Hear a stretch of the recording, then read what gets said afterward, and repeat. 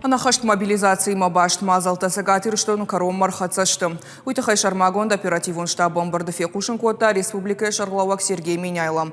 Фанышан кота авшаттон камишта дартар даркай куштыштым. Фаланыр гаржив тонгтахта ахашт канзышты бархионама контракт магашка служба ганжитай. Удондарса узышта вжаршты там шаканзышты ахур.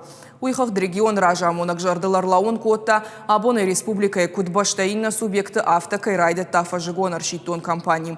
У план магашкама Шармагондов шатон операции маниса бардарым. Якуштна Бауромзан колл-центр Комкома башсинады номердар.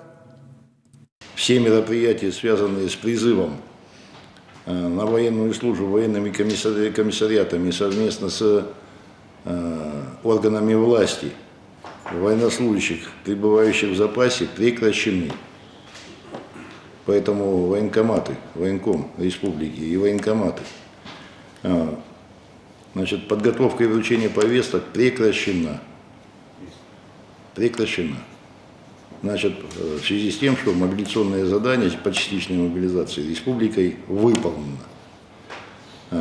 В дальнейшем работа военных комиссариатов по комплектованию вооруженных сил должна быть организована только за счет приема добровольцев и кандидатов для прохождения военной службы по контракту.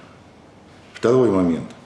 Мы должны организовать работу призывных комиссий по призыву на военную службу в соответствии с указом президента и приказом министра обороны. Военнослужащие, призывная кампания началась, военнослужащие, призванные на военную службу по призыву, однозначно не должны участвовать в специальной военной операции. Должны проходить военную службу в пунктах постоянной дислокации.